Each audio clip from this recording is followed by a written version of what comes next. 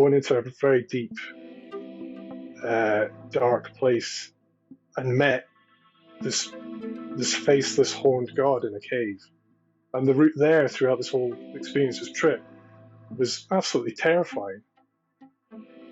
Through that medium, it became clear that he's there to teach witchcraft.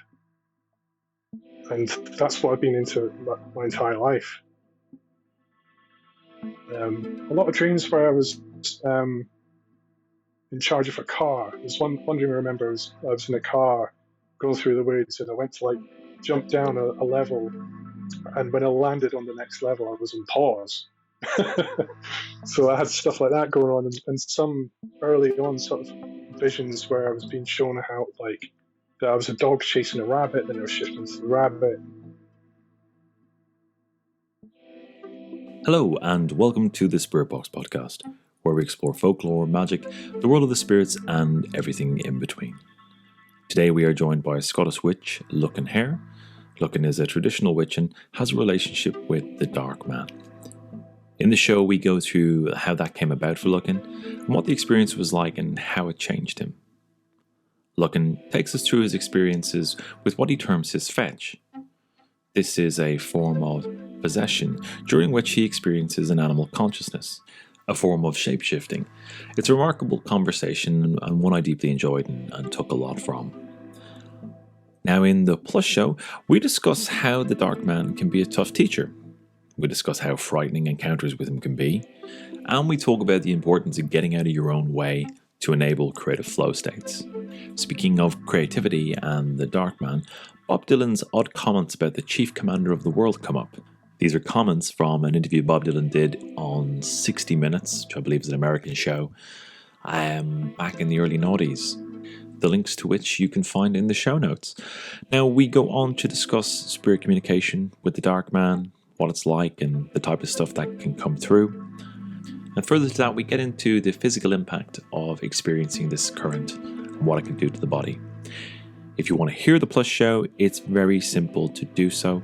Simply join the Patreon and get the entire Plus show back catalogue and all the bonus show extras, journeys, essays, a whole raft of stuff is there. If you like folklore, magic and the world of the spirits, well basically this podcast, then come and join the Patreon.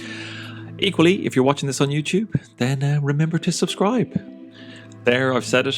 It's been pointed out to me that I fail to say this every time, and I'm just, not a great marketeer, but it is what it is. Anyway, do remember to subscribe, and if you like what you hear, come and join the Patreon. Right, let's get on with the show.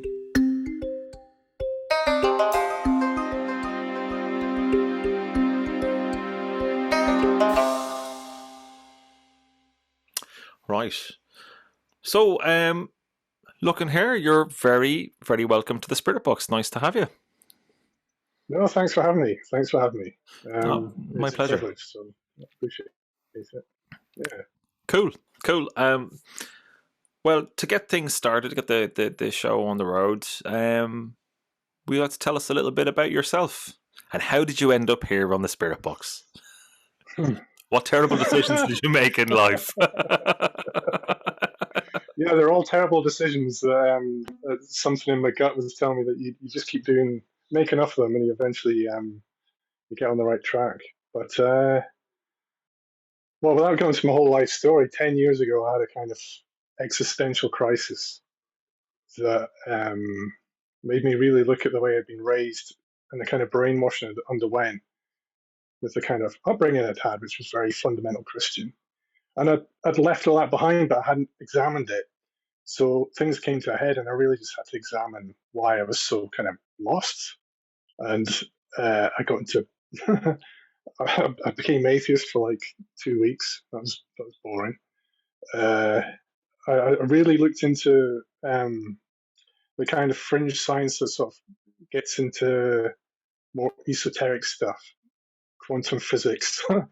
Not claim that anyway about quantum physics, but there's enough weirdness going on there to make me think there is something more to the world than just the materialist propaganda that we've been given. Then I got into Buddhism briefly as well, and still very much, have a lot of respect for that. But when I started to look into the occult, I remember actually Googling it. I just Googled the occult. I was like, what is this stuff? I'd heard it on a podcast about Aleister Crowley, so I Googled that, and I think the very first thing that popped up was a picture of like a woodcut of a witch, and that always stuck with me. And then strange things started happening that hadn't happened before, which I would now refer to as synchronicities. And I just followed them. And I started to have, during meditation, I had a very strong vision. And I was just closing my eyes while I was reading a book. I had a very strong vision of a college. And I'll never forget, the sky was kind of like all these different colors all at once. Really strange, kind of iridescent sky. And I looked through the window of what looked like an Ivy League university, and it was this big table with like red banners sticking out of it. But it was the quality of the image that struck me, because I was wide awake and I was having like a vision. And they don't happen like that very often for me, although they've become more frequent. But that was the very first time something strange like that happened to me, and it propelled me forwards. I knew I'd seen or experienced something unusual. So I got into a variety of different things. But along the way, I could never let go of this notion that there was another world out there that was what I've now come to see as the Fey otherworld, which is the underworld too. And the more I looked into that, the more this figure of the horned god kept popping up time and time again. And so I initially, after being sort of nudged towards this figure, started to chat to this horned god figure. And I'd be chatting to him. There's this little pendant I got. You can get in most New Age shops these days, or Wiccan shops. It's a very famous one. Like the Cernunnos ones. It's all kind of rock Celtic. Yeah, another one. Yeah. But the way it'd fallen into my hands in life was very strange. So I would talk to it in the woods, and then like a stag would wander out and sort of walk back into the trees, and I'd follow it, and I was just following my nose. So, geez Louise, I'm trying to think how it got from there to here. To keep things on track, and you might have to like steer me back from tangents a wee bit here. No worries.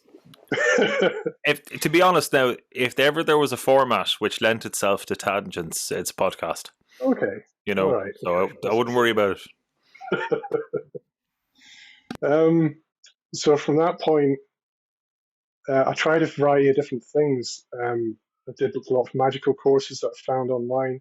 And one thing I would say is that it is remarkably easy these days to go from wondering what all this stuff is about and if it works, to taking an online course or reading a book that you can pick up on Amazon, and you can experience like spirit contact and sorcery, and that's the way things went these days. So once I realized there was something to it, I kept steering back into traditional witchcraft as it appeared. And then I'm trying to think. At a certain point, I tried a ritual from Jim McGarry's book, The Devil's Dozen, and ended up down in this whole sort of raised bog environment just down the road from where I actually grew up, and did the whole thing to summon him for communication with the it was actually for the Man in Black. That's what the ritual's called. And a crow showed up. So the whole idea was that if you do this, you can expect a certain type of animal to show up, either a crow or a toad or whatever, or the man himself. And obviously, I was kind of hoping for, this guy to like walk out of the woods in the dark with a dark hat on and kind of go, "I've been expecting you." But that didn't happen, unfortunately.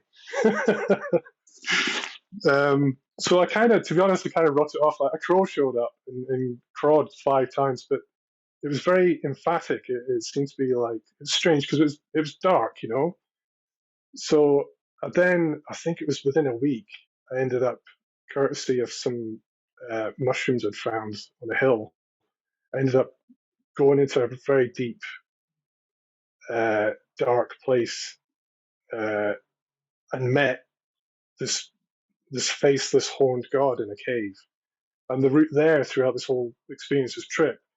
was absolutely terrifying. And after it had finished, I was kind of like, there's so much went on. I was somewhere completely different, which for me at the time, I'd taken a lot of mushrooms, and this was unusual. It was very unusual.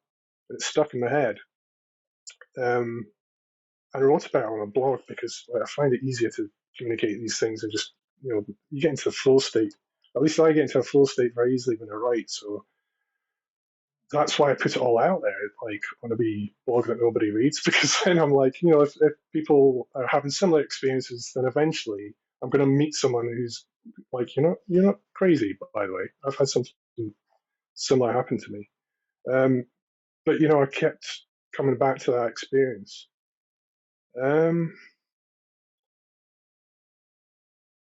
more recently, more recently, more recently, the work of a mutual friend of ours, Elise Urza, in the form of the Blood and Ink Tarot deck, had a few specific cards in there that really sort of brought the dark man's influence into my life in a very visceral way, like very visceral way. I think there's like a practice called the Pestle of Moon, and I was having like these mad dreams every night, and his influence was just everywhere. It's just like it'd be like the dial had been turned up to 11 on this contact with this figure who I'd always known was there, but it felt like whatever I did to try and connect further was kind of treading water a little bit. But after he started popping up in my life more frequently through that medium, it became clear that he's there to teach witchcraft, and that's what I've been into my entire life. I mean, there's so much more that there's so much more that I could go into. That it's just like it seemed for a wee while, like for the first 4 years of getting into this stuff, things were just happening all the time. It was intense. And I was living in Edinburgh at the time as well, in the middle of the city.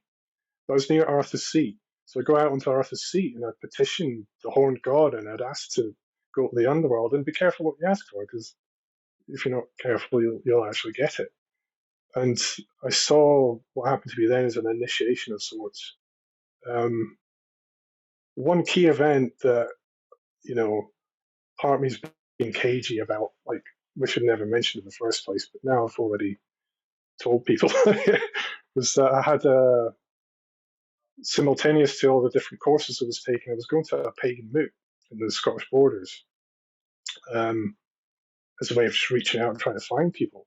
And there's one woman there who just had a very different quality to her than the other folk there.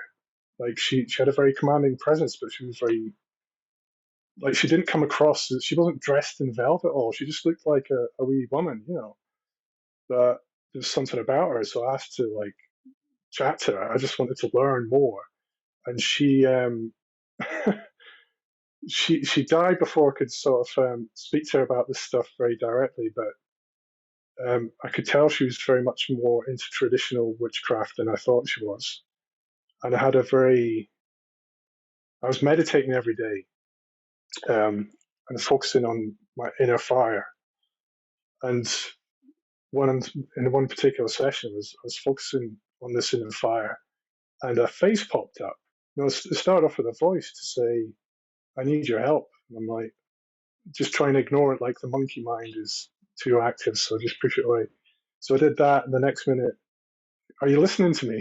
I'm like, "Hang on, my brain doesn't like admonish me like that." So I'm like, "Okay." So I paid attention. This face appeared. This woman dressed in dark grey, um, smoothing her hair over the top of her head, looking very pleased with her appearance. And I was like, "What do you need me to do?" And she showed me a particular pattern to make inside my chest from a serpent made of fire, and it coiled in and round, and then I started following the shape that she was showing me, and the next minute, uh, I'm like shaking, like it's like this fire went up my spine into the top of my head, and I could not stop shaking, like violently shaking. It got quite painful. So I kind of like nixed it because I got a bit scary, to be honest. And then I'm like, what the hell happened there? Like, so, um, I didn't have anyone around me at the time that I could speak to about this stuff. And even though I was speaking to this teacher, I didn't think it was her at the time. I was still incredulous about a lot of this stuff, which was a big hurdle for me to overcome the fact that some things were beyond just your imagination. So a couple of days later, I had a very strong blast of like white light into my uh, like soul, for want of a better expression, while I was meditating. That started off as a chink of light, and I think the two were related because they're one after the other very sharply. Um, and there is a point to this because I think this was like part of the whole thing that set me on the path for traditional witchcraft and contact with the Man in Black in particular. Is I was ill for like 6 weeks.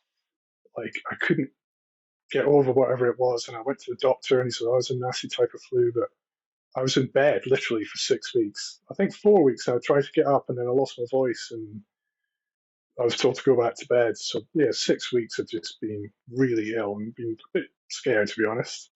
Um, and I've heard people talk about magical sickness that happens when you get an influx of energy. And looking back, I'm pretty sure that's what was happening to me then.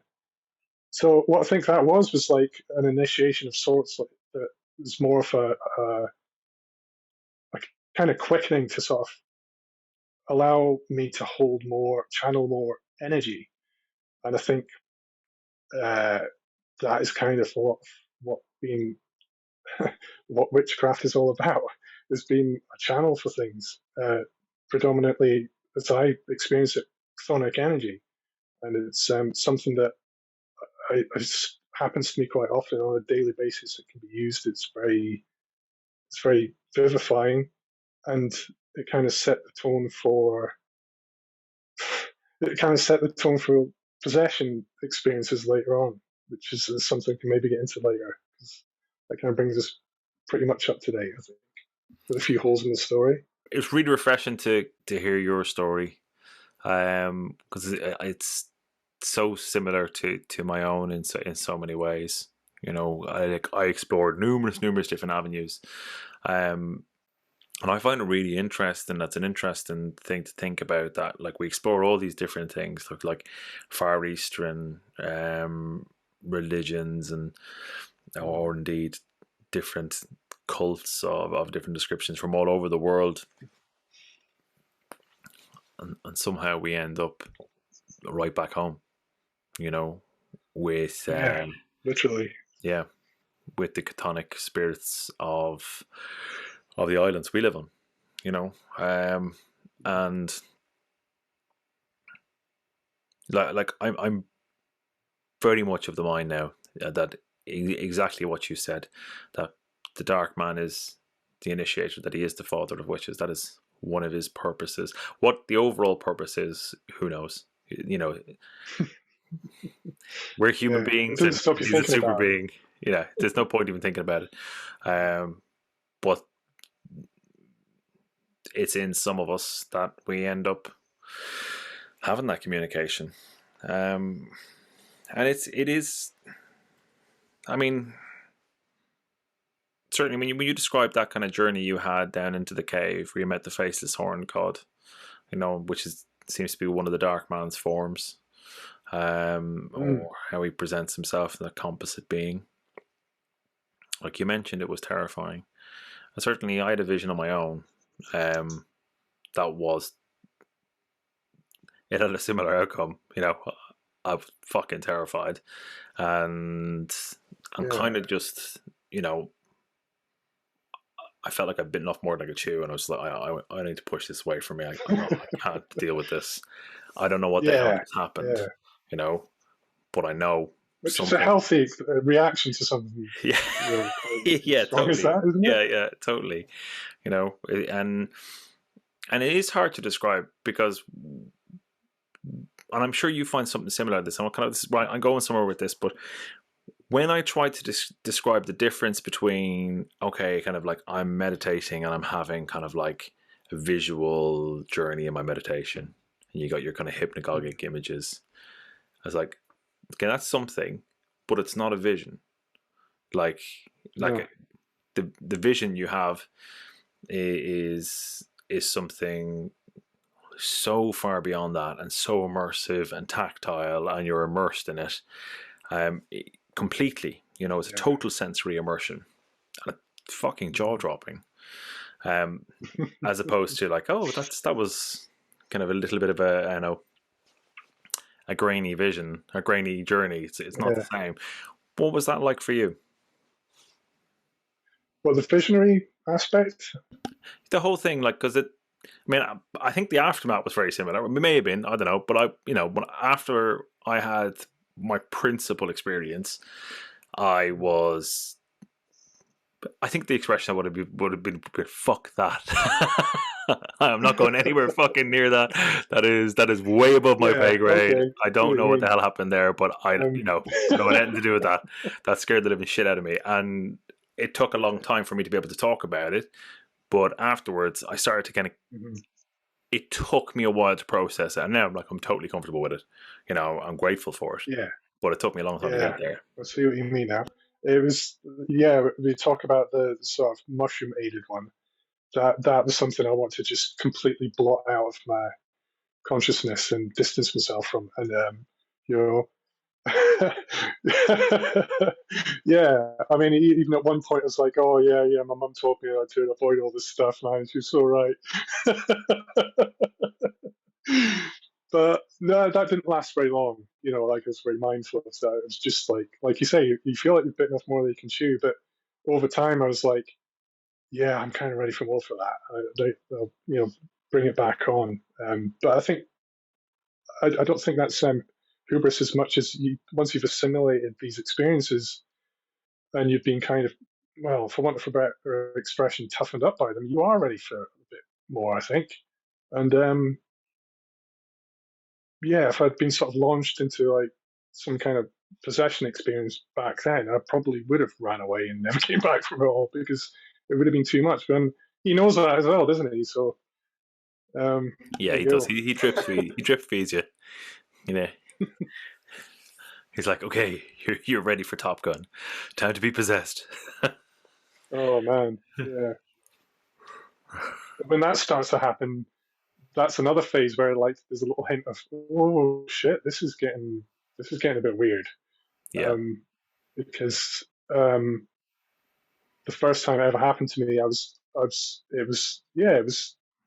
more violent shaking yeah. kind of stuff, and then more growling, kind of like something had taken over me, but it wasn't unpleasant at all. It was very vivifying, but uh, it would sort of fluctuate between moments of spasmodic kind of movements and then being like paralyzed. Uh, and I've combined certain rites together in order to um, sort of, what's the word, the best way to describe it, to sort of try and contact certain spirits. And it's worked. And I felt that when I go into that kind of catatonic state, that's when I'm sort of traveling a wee bit while I'm still aware of my body, um, which, led into an experience of, uh, led into an experience of this fetch animal that I've had, running concurrently from about 2017, something like that. So before we go into that experience, and um, can you explain what a fetch is to people, just so they get a sense of that first? Well, I had to do a little bit of reading on this, and off the top of my head, the nearest equivalent is found with the Filga in Norse mythology, and I was just sort of brushing up on this a little bit before we chatted, um, because they consider that everyone had an animal aspect, which is interesting because Jung had his anima and animus concept of the animal aspect of us, but they believed that certain people had certain animals, and certain sorcerers could sort of become skilled in using them to get up to stuff.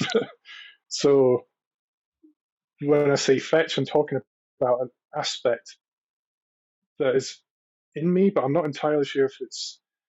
I think it's part of me, but it can be detached. So when I've heard of people talking about sending the fetch, they're letting this animal aspect of them leave their body and go off and travel, either through dream or vision, or sometimes willfully. Um, and this was another thing that started happening around about just after I started to have experiences with Hecate. Um, and when it appeared, I just thought, oh, like an animal familiar spirit. But the more it sort of manifested in strange ways it sort of communicated, I started to look into the fetch mate thing, and it was like, okay, this might track with what happened with the fire stuff. And then eventually it became like impossible to ignore. A lot of dreams where I was um, in charge of a car. There's one dream I remember I was in a car going through the woods, and I went to like jump down a level, and when I landed on the next level, I was on pause. So I had stuff like that going on, and some early on sort of visions where I was being shown how like that I was a dog chasing a rabbit, then I was shifting to the rabbit, and um, there's so many different ways of looking at this particular concept, though, isn't there? I mean, there's so many different varieties. If you look at the old witch trial records of different ways that witches would describe the way that they travelled and any connections with animals. Yeah, So I loads. find it like an ecology, which is really fascinating. Yeah, there's loads, and there's loads of it all around the world as well.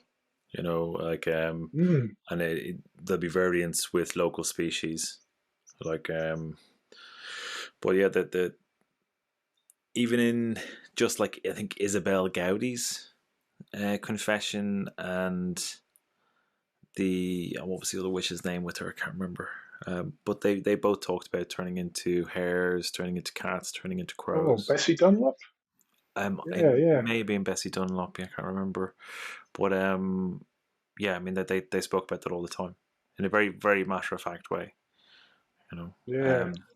But also Emma the Bovey's work dark. is really good for going to. Oh, she's brilliant. Yeah, I mean, Oh, yeah, the dark man would turn up in those different forms as well, you know, or in composite forms. Like mm, sometimes he'd turn up as a deer to them, or he'd land as a crow on the roofs of witches, you know, that kind of thing.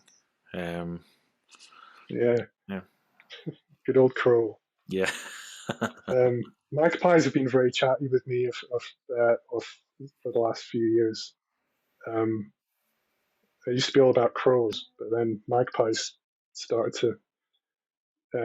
I think a single magpie for a lot of people was considered bad luck, wasn't it? But I don't think it's necessarily the case when it comes to witchcraft. They're like messengers, and right, what they're up to, and all sorts is the way they behave is a lot more to do with it than just right.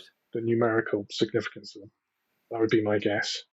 But that's tracked pretty well in recent times. But Mm. But yeah, I find it fascinates me.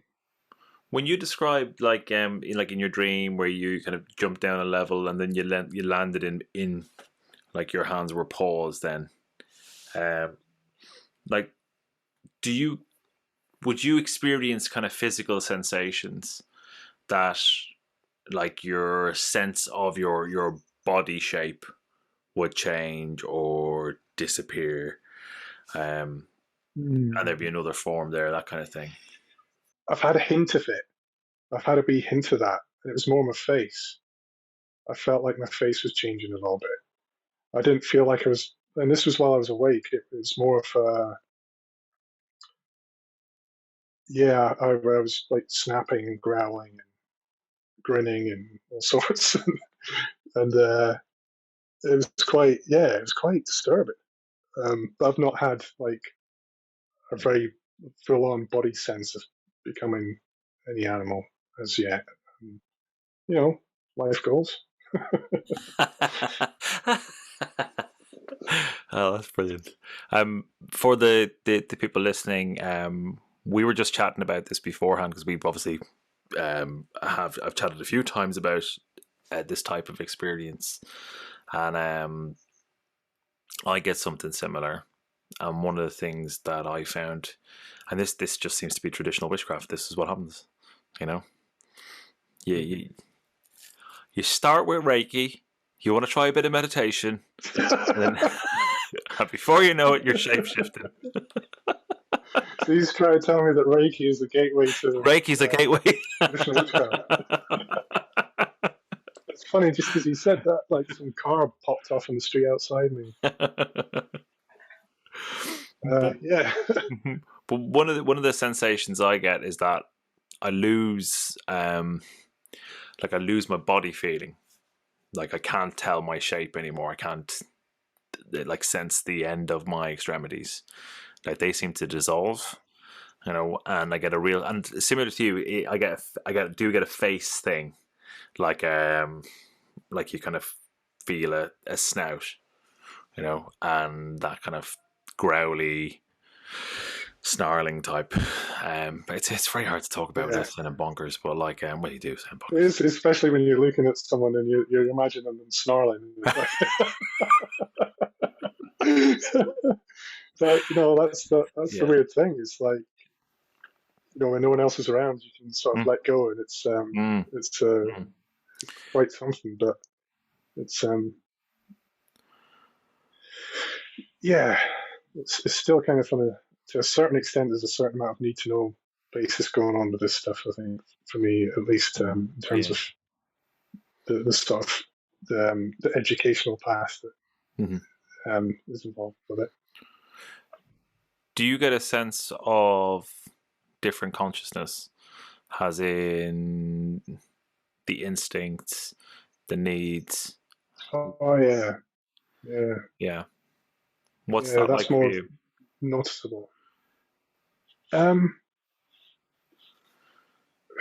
when I first started doing this more viscerally, I love that word, obviously, but it is a beautiful word. I felt more sure-footed, more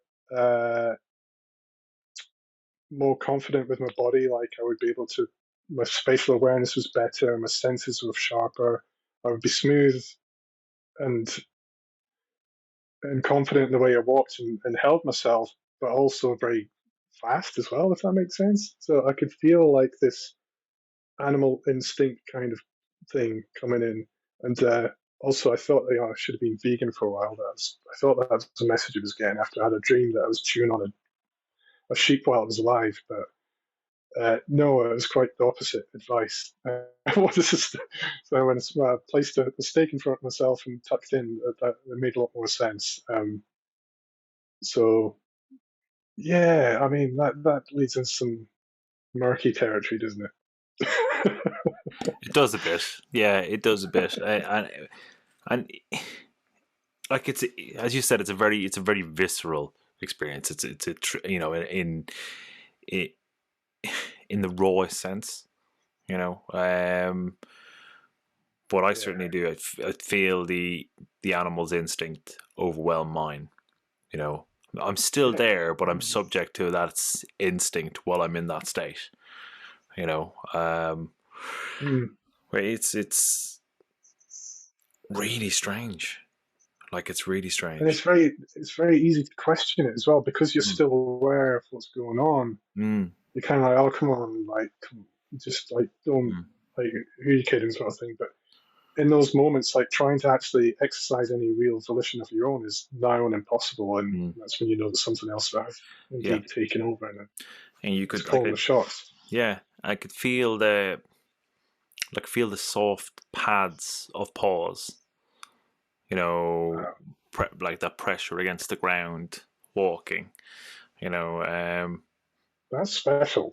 mm, That's pretty cool. it is it, but as you said, like it's an extraordinary experience. It's deeply strange. And but where I think it's fundamentally tied to is, I mean, it always it always comes back to himself. The dark man, the horned one. It always comes back to him.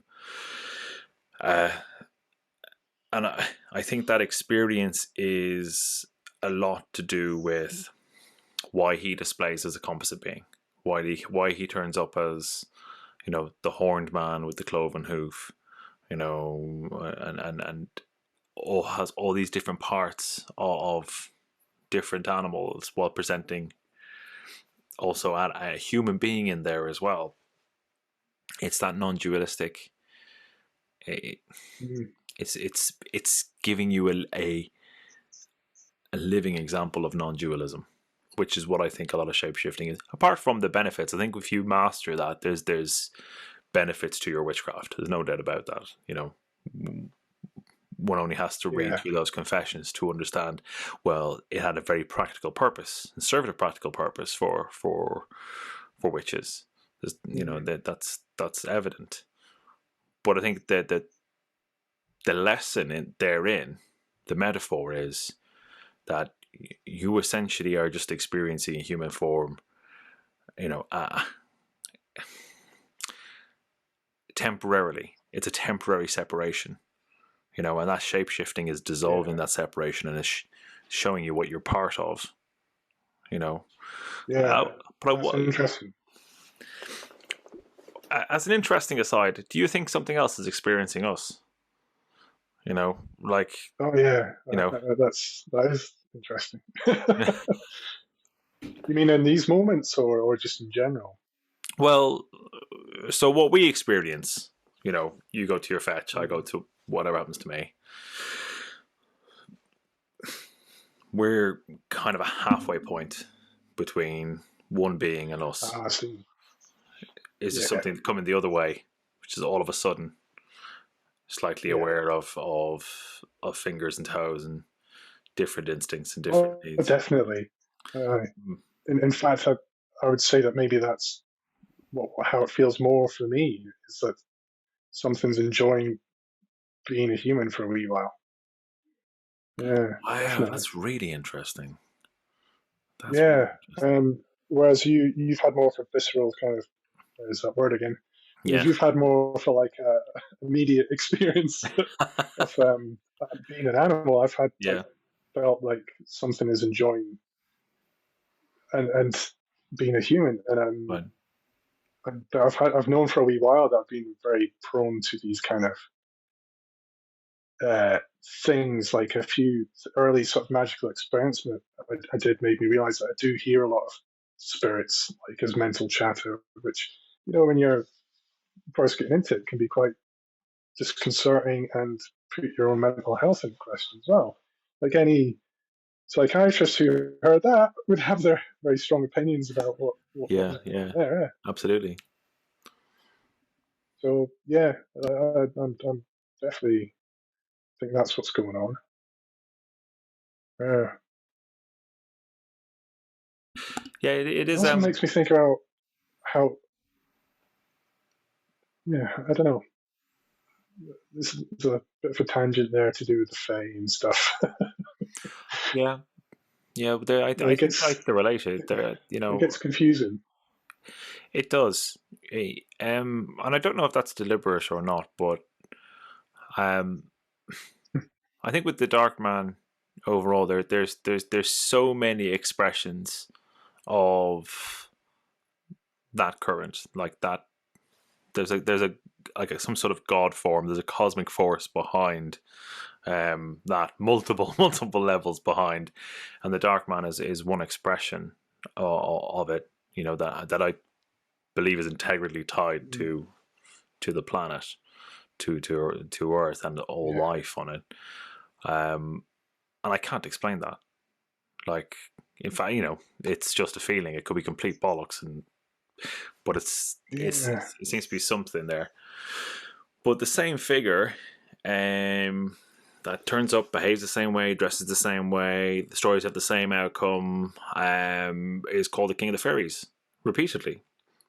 Associated with the same Hmm. places, does the same kind of interventions along lonely highways, like almost identical behavior as the Dark Man is called the King of the Fairies repeatedly. You know, Hmm. There's there's not so much to read about him in terms of how you can get in touch.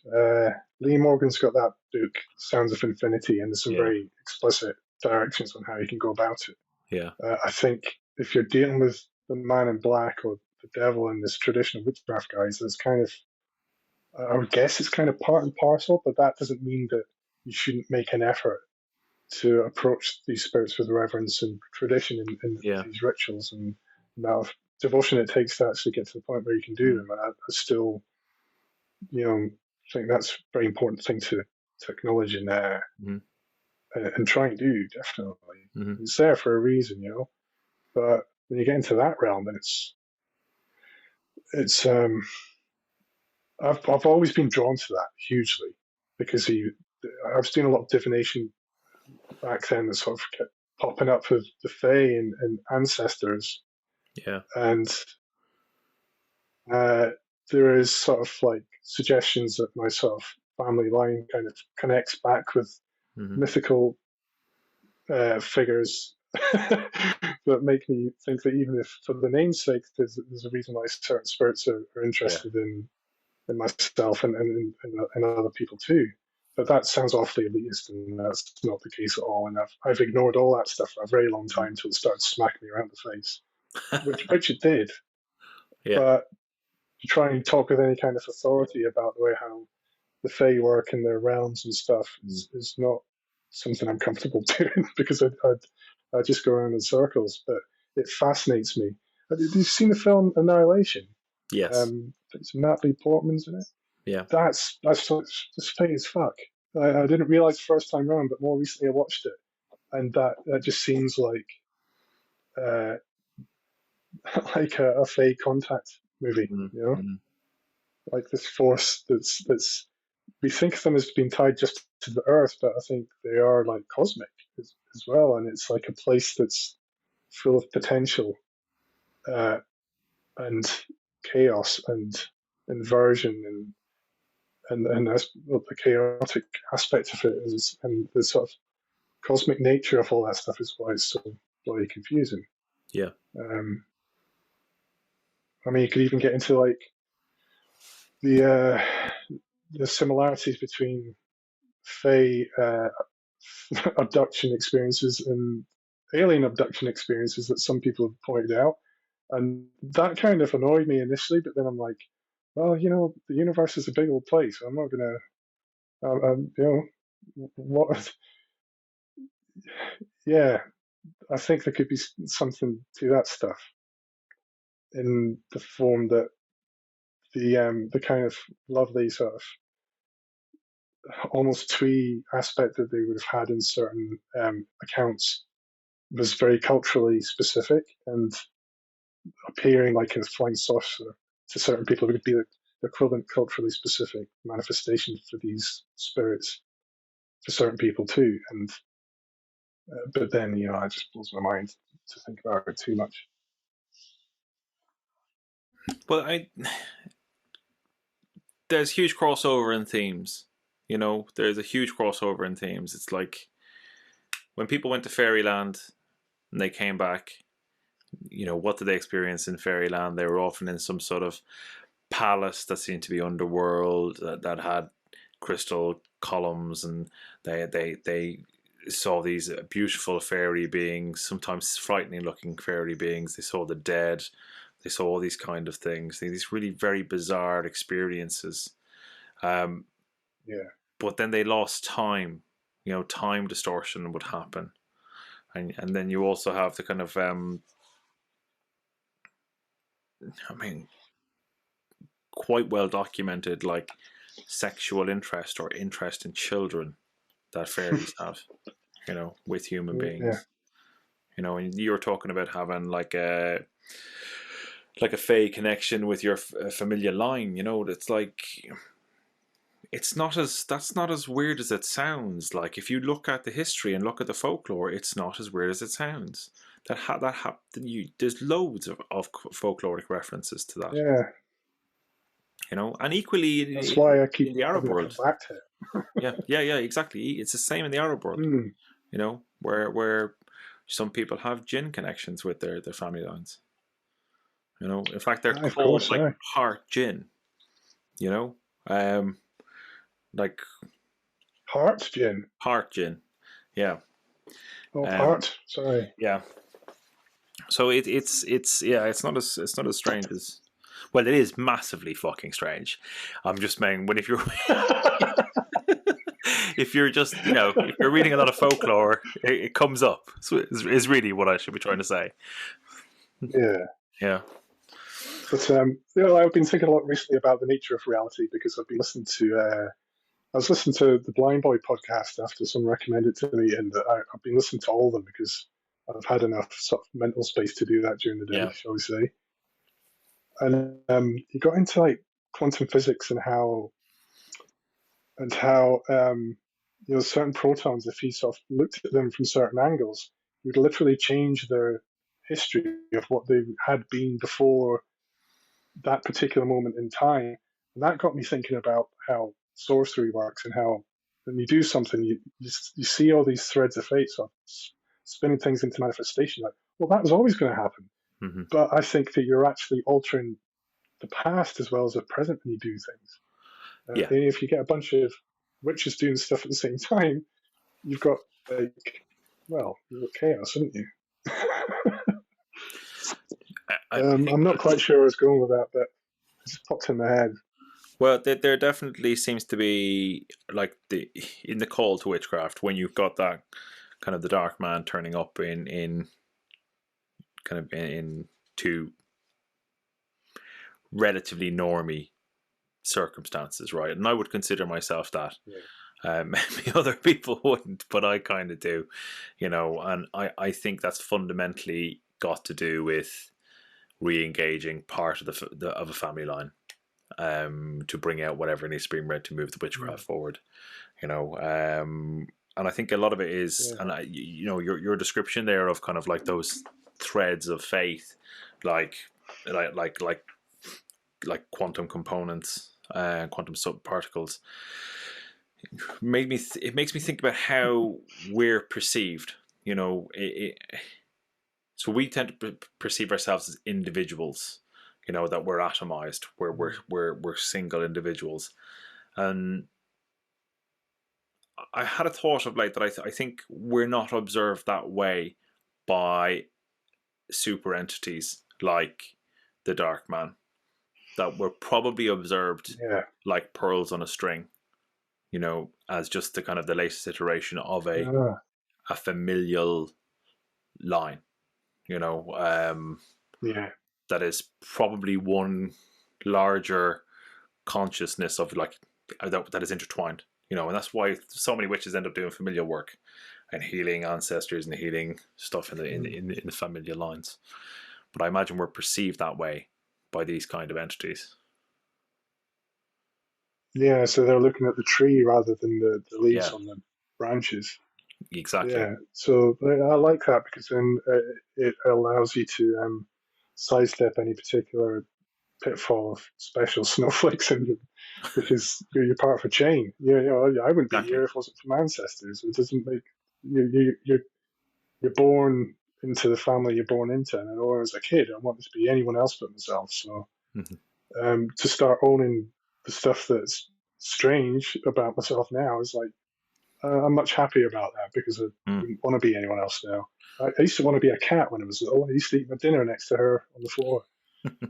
That's strange behavior, isn't it? But a cat's life is pretty good. So Well, I had a black altar when I was 8. You know, yeah, Genuinely did. I had like didn't know what I was doing, but I had a table with black cloth over it. I was playing a lot of Dungeons and Dragons at the time, wow. with a black cloth over it, Well, with little brass that's the proper gateway candelabras. drug. It's not Reiki. It's D&D, isn't Yeah, it? do you know what? I think, like, you often see those, those kind of like old things from like the Satanic Panic, of like, these may be indicators of Yeah. like of Satanism, and it's like yoga, meditation, Dungeons and Dragons. It's like, oh, I like all those things. That's yeah, it's true. They actually I think it's part of the reason why the was it the Westboro guys who got into trouble and accused of murder because they were playing Dungeons and Dragons, and that was during the Satanic Panic. Fucking hell. It's not Whisper, it's West Memphis. I can't remember. Yeah. But yeah, that's cool. 8 years old. Yeah. So Yeah, I know, but it did was it purely work? Did he instinctual. turn up? No, no. I mean, this was aesthetic. You know, it was more like I was, I was kind of, want to get a very kind of alchemist look here to my room. In that one corner is like Action Man and his commando Oh, set that's up, brilliant. and I was then wearing a the suit and a tie at age 8. That's much cooler. yeah, that's what I was up to. I know, but this is where like when you were saying like I was eating beside my cat when I was a kid. It's strange behavior, but I think a lot of the time we start to play out those kind of deep themes that are going to come out later in our life, as kind of like Yeah. things that will dominate your fate. Because one of the things that happens in my Mm, experience, and maybe this might be one for you, is that like you get these kind of shock and awe experiences like we've already described. Well, then you have the time to kind of process it and digest it and go, Jesus, fuck me, what the mm, hell happened there, right? And be reeling from those experiences, have your entire worldview questioned. And yeah. but then you start to recall things and you start to look at your back at your life through the prism of that intense experience. And you're like, oh, Yeah. I've been getting bits of this since I was a kid. It's only Yeah. forming now. Absolutely. I there was apart from having an absolute obsession with burrows, I used to play down the woods and I'd take on like Action Man characters and set up shop around these burrows and I'd imagine what it'd be like inside. And I remember my grandmother had a book called The Bramley Hedge Stories, and it was all about these mice who lived in these trees and underground, and you get these cross section illustrations of all these like underground communities. And I was obsessed. Like I would try and squeeze into any hole that I could physically fit into. And as I grew older, it became more difficult to do. And it almost got me in trouble actually in a rubbish dump because I wanted to explore this.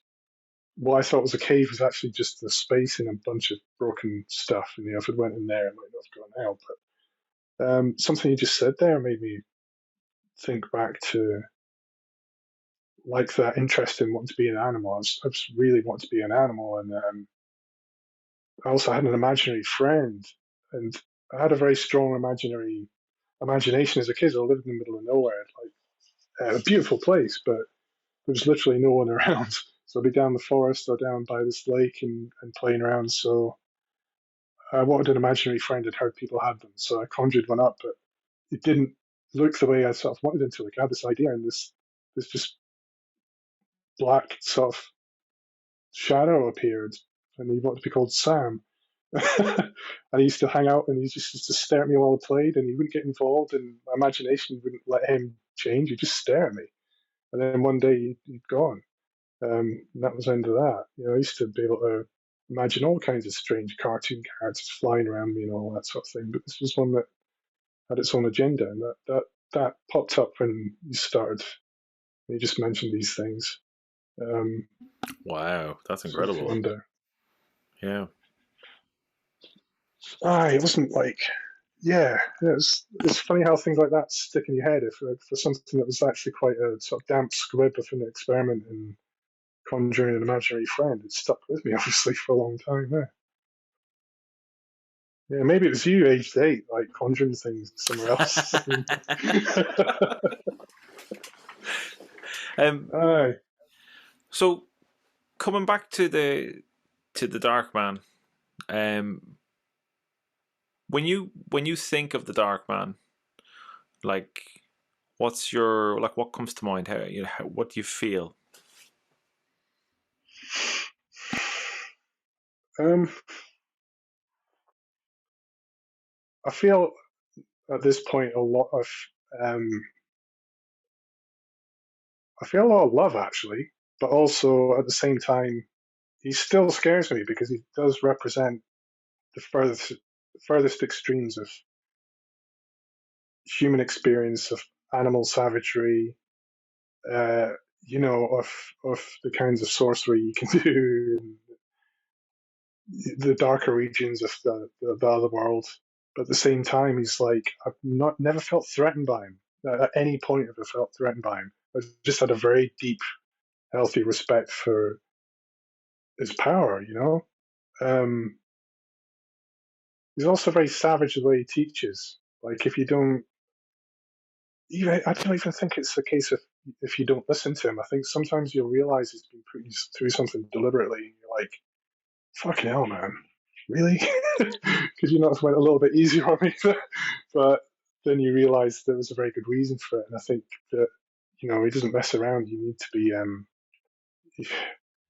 One of the messages I got on that sort of trip I had was like, "You've been soft for too long. It's time to toughen you up."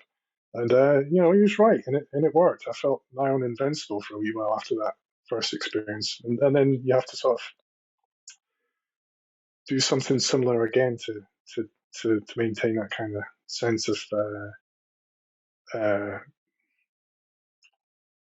wouldn't say invincibility. I'm not as arrogant enough to say that, but it made me feel a little bit like that. Like after what you experienced is so scary that there's not much out there apart from some random things that can happen, unfortunately, that is as scary as that. Like it gives you confidence as well. I suppose is a better way of putting it. Now, if somebody wants to find you, how would they do so, or where's the best place to find you and your work? I'm on Facebook and Instagram as the Lucken Hare, and I've got a wee blog going by the same name. Which I'm not. I don't post very much, but I do put things on the blog every now and then. Excuse me. So yeah. Cool. Well, we'll put the links in the show notes. It's been lovely chatting with you, and hopefully we'll catch up again soon.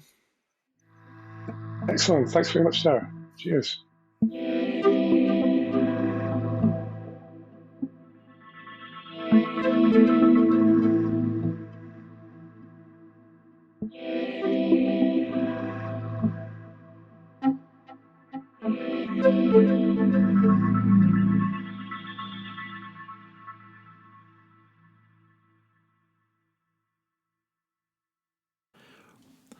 Thank you, Lucken Hare. I hope you all got something from that. It was a really interesting conversation, and I'm glad we got to talk about Lucken's fetch and shapeshifting and what that experience is like. It's a very strange subject, and one I'm glad we got the chance to discuss. Remember, if you want to hear the rest of the show, then go join the Patreon, and hopefully I'll see you there. I'm Darren Mason, and you've been listening to The Spirit Box. Take care and talk soon. Bye.